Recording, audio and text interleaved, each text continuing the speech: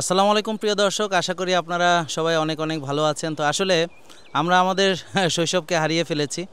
তো ছোটোবেলায় আমরা এরকম অনেক সময় পুকুরে লাফঝাপ করতাম। আমরা প্রাকৃতিক পরিবেশে থাকতাম।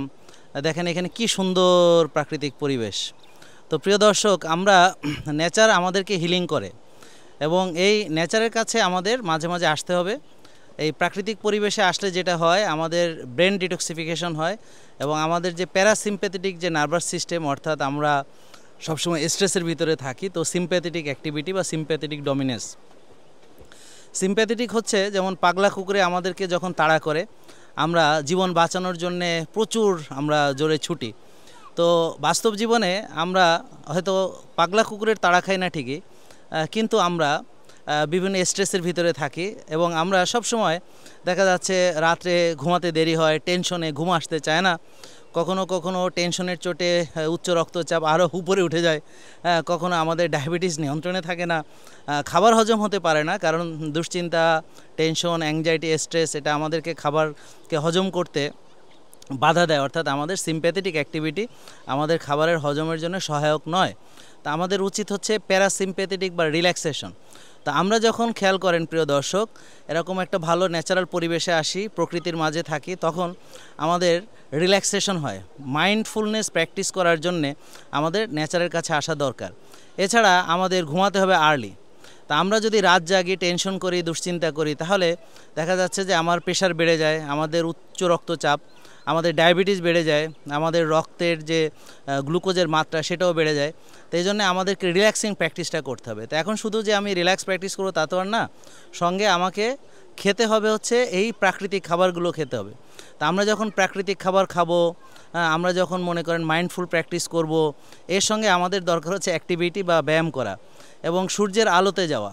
তো আমরা সার্কাডিয়ান রিদম অনেকেই বুঝি না। তো আমাদের আসলে শহুরে জীবনে সার্কাডিয়ান রিদমটা কীভাবে জানি নষ্ট হয়ে গেছে। ইদানিং দেখেন ভিটামিন ডি নিয়ে অনেকেই কথা বলছে এবং ভিটামিন ডির কিন্তু গুরুত্ব আছে, এটা কোভিডের পরে মানুষ রিয়েলাইজ করা শুরু করছে। তা আমাদেরকে যে গায়ে রোদ লাগাতে হবে, প্রকৃতির মাঝে আসতে হবে, ঘাসে হাঁটতে হবে, এটা কিন্তু আসলে এটা কোনো বিলাসিতা না, এটা হচ্ছে আমাদের প্রয়োজনীয়তা। তা আমরা সারাদিন যে প্রচুর কাজকর্ম করি, এই কাজকর্ম করার ফলে আমাদের শরীরের উপরে প্রচুর ধকল যায়। তা আমাদের শরীরেরও তো একটা বিশ্রামের দরকার আছে। তা আমরা যখন ঘুমাই, তো ঘুমের ভিতরে বিশ্রাম, তো আমাদের এই জন্য আর্লি ঘুমাতে যাও এবং 8 ঘন্টা ঘুমানো খুবই দরকার, খুবই দরকার। এবং আমরা আগে কায়িক শ্রম করতাম, 12-14 ঘন্টা কাজ করতাম, তখন একবেলা দুবেলা খেতাম, তো এই খাবারগুলো আমাদের হজম হতো।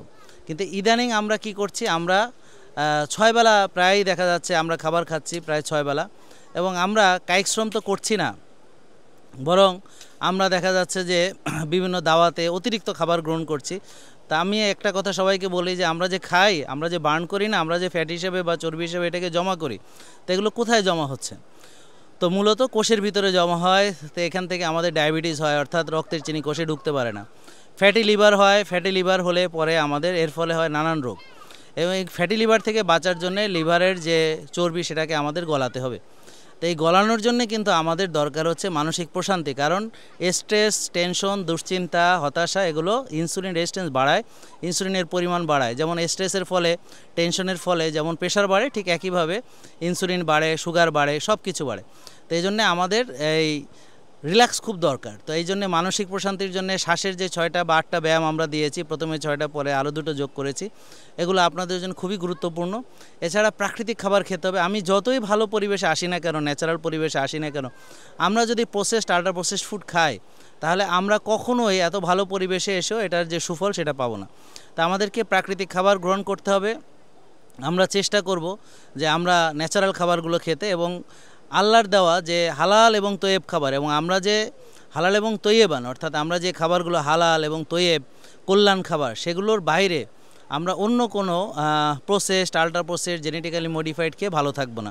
তা এবং আমরা এক ভাগ খাবার খেতে হবে, আমরা পরিমিতিবোধ বজায় রাখবো।